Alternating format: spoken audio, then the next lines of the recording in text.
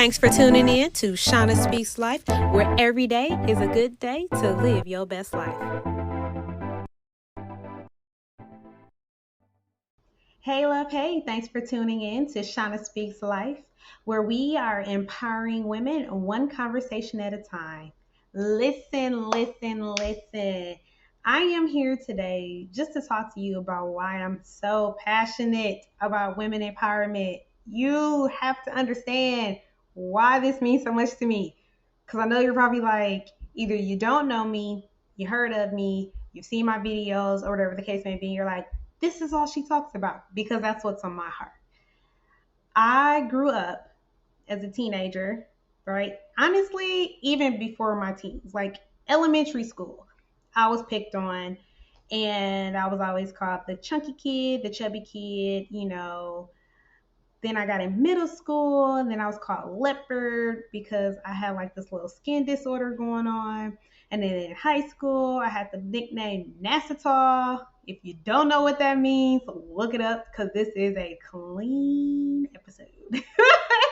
But it was like every part of my life, I was always, spoken down to, was told I would never be enough, was told that I wasn't good enough this, good enough that I wasn't going to amount to be anything. These are words that I heard from peers, from adults, from parents, from aunties, from cousins.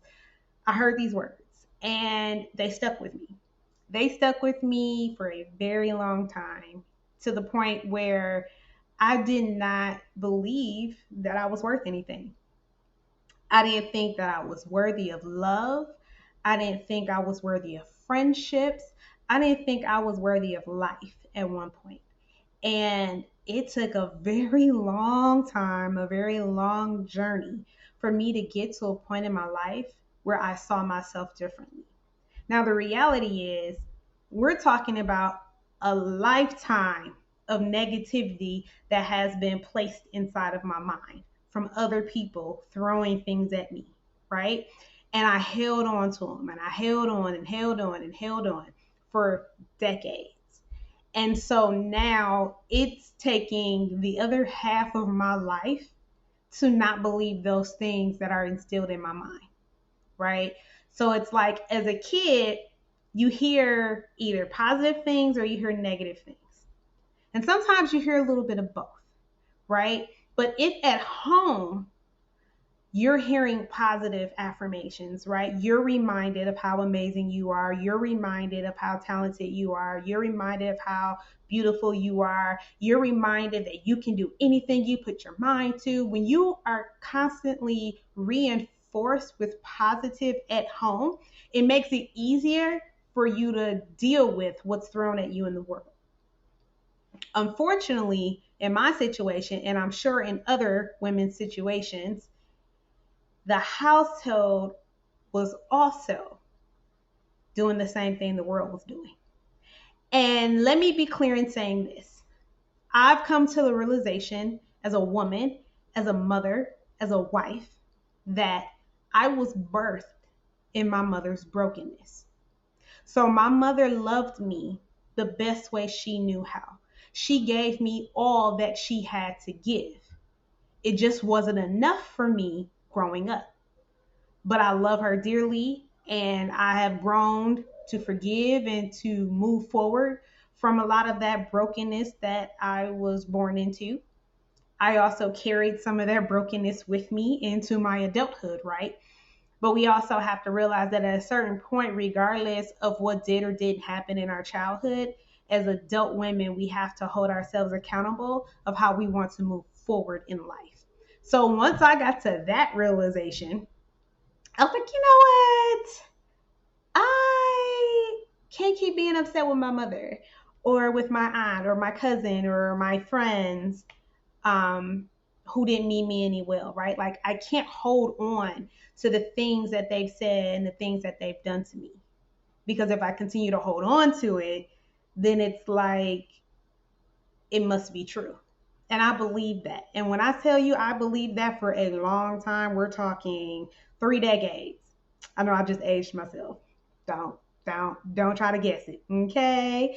But really, like, We're talking 3 decades worth of negativity that started from early childhood, that once an adult, even if I didn't hear it anymore, I've honestly gotten in my mind that this is true, that this must be true. So I moved as such. I felt that way and I treated others that way. I allowed others to treat me as if I wasn't enough. So during my healing journey, I first started working with young girls because I was a troubled teen, go figure, and got my life together there. And I just started mentoring teenage girls. And so from there, right, meeting some of these mothers and seeing their brokenness or how they have areas that they need to heal in or how they see themselves, right? And I'm like, now I get it. A lot of times, most of the girls I worked with saw themselves in a negative light because of what they saw in their household, which was their mother seeing themselves in a negative light. And so it had me thinking, should I be working with women? And I was like, no. I'm not Grace for adults because a lot of adults, most adults, right, are kind of set in their ways. Young people, you still got time. You can still, like plant seeds in them and just watch them flourish. But grown folks, not so much. So I was like, no, I'm not going to be able to do that. Nope, I'm not. I will not be able to do that. But for some reason, it still found me. Years later, it still found me. And I've been pouring into young ladies and adult women for quite some time.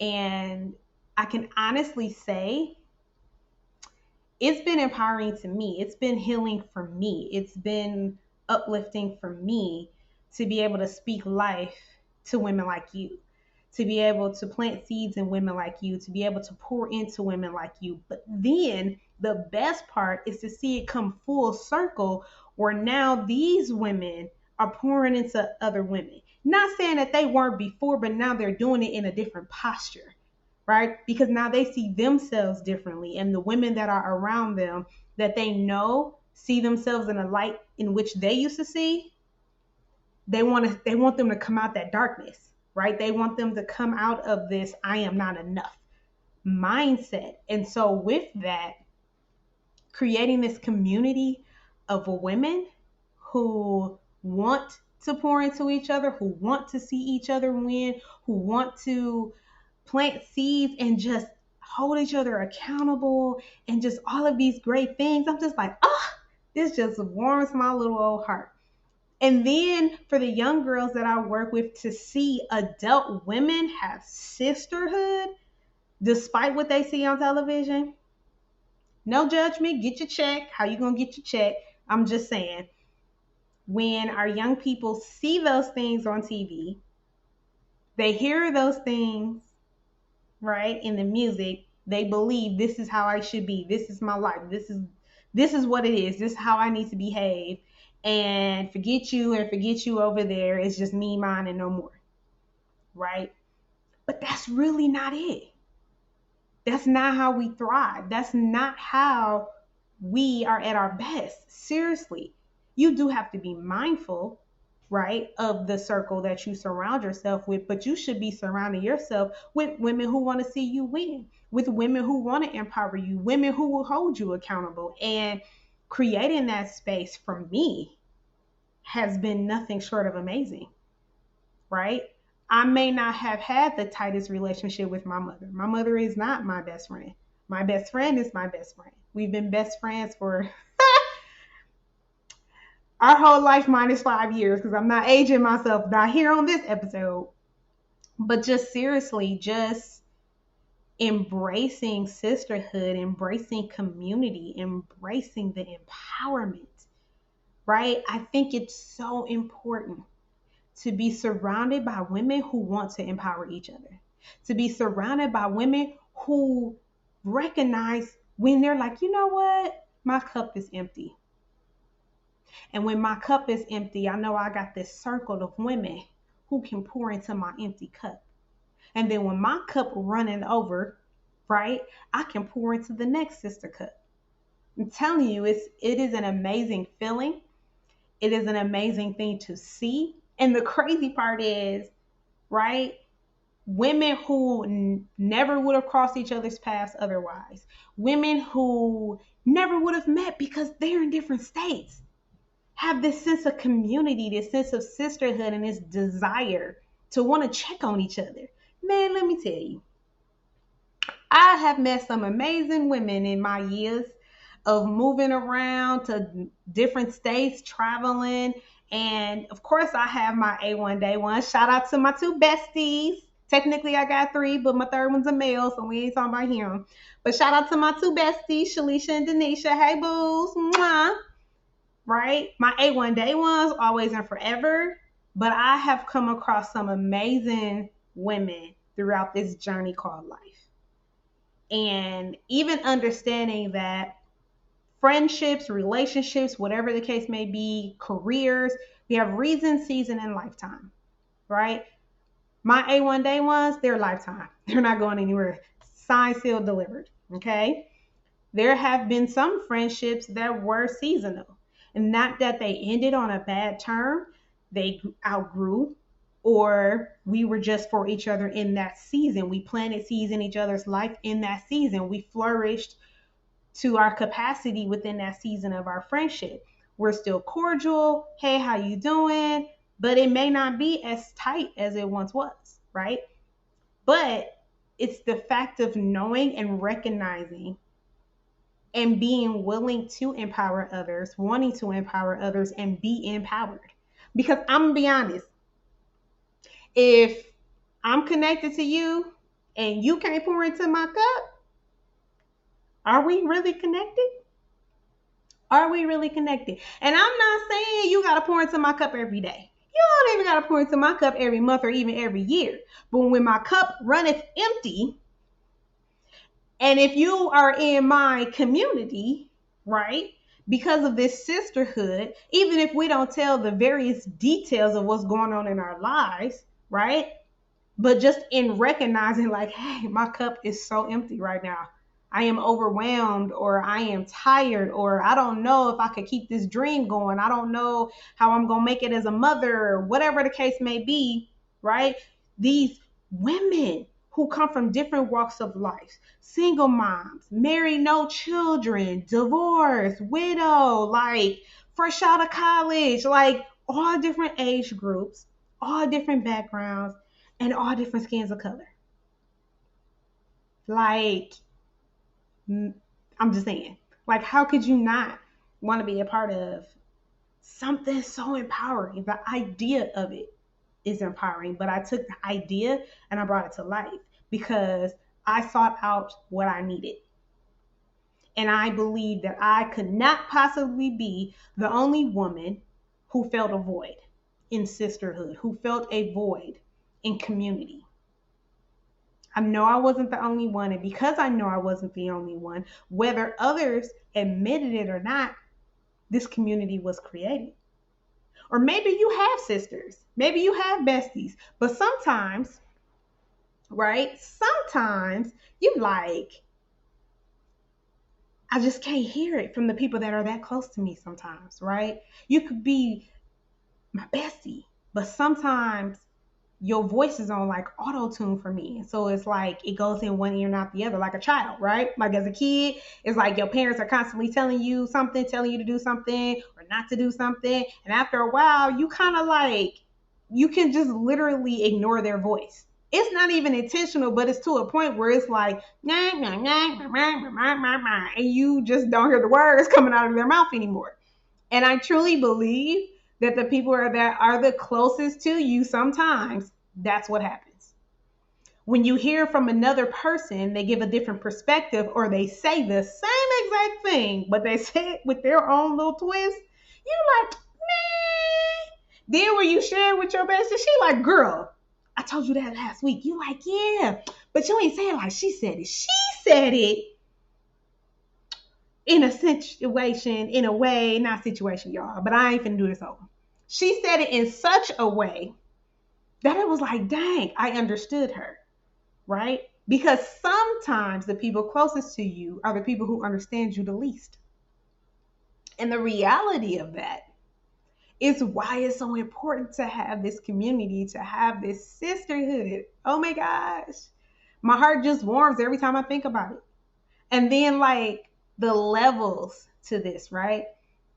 Working with young ladies who may not see themselves in the best light, working with women who sometimes, right, the light goes on and off, right?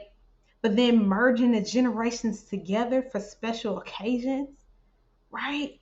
Being mentored by an adult woman who's been down that road you've been down, right? Not having the best relationship with the mom, broken relationships with guys, whatever the case may be, bad grades, failing out, you're in detention all the time, you got arrested, you're in foster care, like, name it, I know somebody, right? And so to be able to have women who also have a desire to want to give back to the next generation, it's like a full circle of sisterhood. Because at the end of the day, these are the young ladies who will be growing into women who will be dating somebody like my son, right? So just like I'm raising my son to be a gentleman, well, he's an adult now, but I raised my son to be a gentleman and to be respectful and be mindful and different things like that, right? Raising up our daughters to be the same, and not just for their mate, but just in general, right? And so, in knowing that, just being able to be a part of all of it in some capacity, you know, is everything to me. I just really have the desire to leave a footprint on this earth as someone who made a difference. I don't need to be famous. I sure as heck don't care nothing about being rich. I just want to be impactful. I just want to make a difference. I just want to connect people. I just want to pour into people. And I want people who want to do the same, who want to pour into other people, who want to speak life to other people, and who desire to see sisterhood and mothers and daughters and just womanhood in general be better than what it is right now. And again, that happens with one conversation at a time. And having those difficult conversations, right? Agreeing to disagree because we don't always see eye to eye. Having those conversations across the table from women who we normally wouldn't sit with. But it's bridging the gaps. It's bringing everyone together. It's making a difference. And I am honored and humbled at the opportunity to do something that I love to do. I know that my purpose is to encourage others and apparently to teach. Learned that later on in life. But I genuinely love doing what I do. I genuinely have a heart for people, but specifically women and girls. And for those who know me and know that about me. And this is a journey I have been on for over a decade. And I am just truly grateful to still be on this journey. And now I'm even more excited that you're on this journey with me. So I truly, truly hope that you stay in this journey. You become a part of this community, become a part of this sisterhood. Because empowerment is like none other. Sisterhood is like none other. And together, we're unstoppable. So until next time, y'all, don't forget, speak life to yourself, speak life to others. Peace.